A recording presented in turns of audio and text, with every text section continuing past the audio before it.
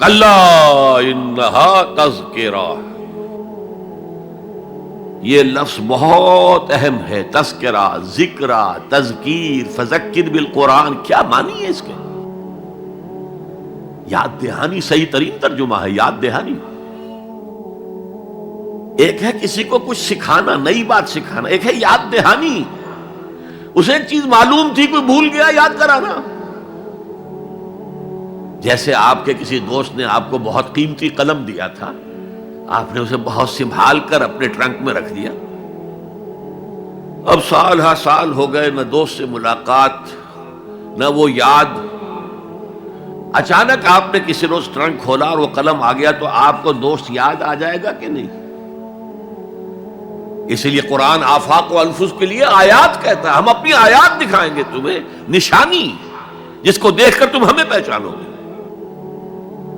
اور تذکرہ کا مطلب کیا ہے؟ پوٹینشلی ایمان ہر انسان کے دل میں موجود ہے. یہ جو روح جو ہمارے قلب کی مسکن مکین ہے، اس میں اللہ کی معرفت بھی ہے، اللہ کی محبت بھی ہے. البتہ ذہول کے پردے پڑ گئے ہیں، بھول اور نسیان طاری ہو گیا ہے. ہم دنیا ہی کے اندر گم ہو کر رہ گئے ہیں. ہماری ساری دلچسپیاں دنیا سے ہیں، لہذا ہماری توجہ ہی نہیں ہے. ورنہ ہر انسان کے دل میں یہ جو یہاں ہندوستان میں کہتے ہیں آتما اور پرماتما، آتما اور پرماتما کا تو تعلق بہت گہرا ہے.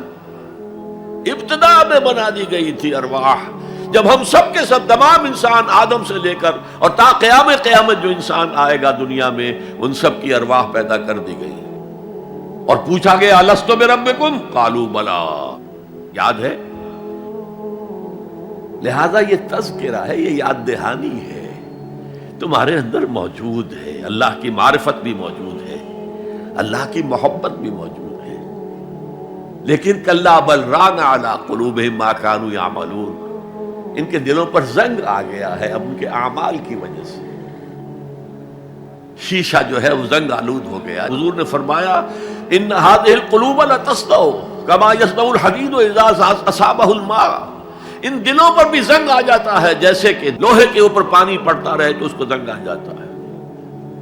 پوچھا گیا فما جلاؤها یا رسول اللہ، اے اللہ کے رسول ہماری تلواروں کو زنگ لگتا ہے، ہم پالش کرتے ہیں، سیکل کرتے ہیں، وہ پھر چمک اٹھتی ہیں. تو دل پر اگر زنگ آ جائے تو اس کا علاج کیا ہے؟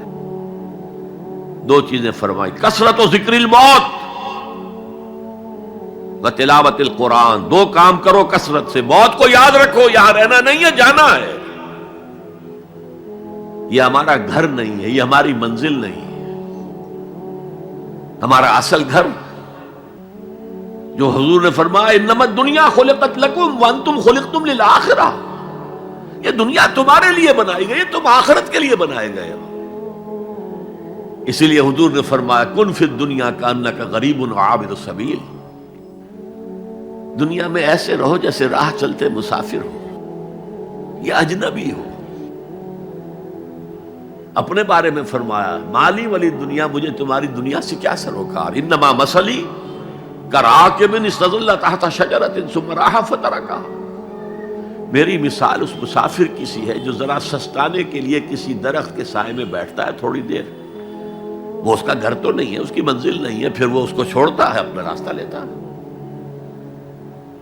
یہ اگر ہمارا تصور قائم ہو جائے، کلا انہا تذکرہ. اب اس کے بعد جو الفاظ آئے فی صحف مکرمۃ مرفوعۃ مطہرۃ بایدی سفرۃ کرام بررہ، یہ جو قرآن ہے، جو تذکرہ ہے، یہ بڑے ہی انتہائی پاکیزہ صحیفوں میں ہے. فی صحف مکرمۃ، بڑے باعزت، مرفوعۃ مطہرۃ، مرفوع بلند اور انتہائی پاک. بے ایدی سفرۃ، یہ کن کے ہاتھوں میں ہے؟ لکھنے والے وہ فرشتے. بے ایدی سفرۃ کرام بررہ، جو نہایت باعزت ہے، بہت وفادار ہیں اللہ کے. یعنی اصل قرآن کہاں ہے؟ لوح محفوظ میں ہے.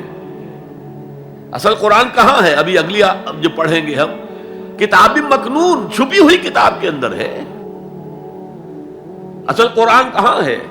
وَإِنَّهَا لَفِي أُمِّ الْكِتَابِ لَدَيْنَا لَعَلِيٌّ عَظِيمٌ.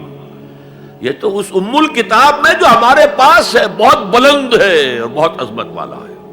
تو یا ایھا الذین آمنوا ان تتقوا اللہ یجعل لکم فرقانا، اگر تم اللہ کا تقوی اختیار کرو گے اللہ تمہارے اندر ایک صلاحیت پیدا کر دے گا. فرقان، فرق کر دینے والی بات. ہر مرحلے پر تمہارا اپنا دل تمہیں بتائے گا کہ صحیح راستہ کون سا ہے، غلط کون سا ہے. تمہارا دل بتائے گا کہ یہ غلط ہے، یہ صحیح ہے. بعض معاملات میں حضور سے جب لوگ سوال کرتے تھے آپ جواب دیتے تھے استفت قلبک، اپنے دل سے فتویٰ مانگ لو بھائی، تمہارا دل بتا دے گا کہ یہ صحیح ہے یا غلط ہے. لیکن یہ کس کا دل؟ جس کے اندر تقویٰ ہے.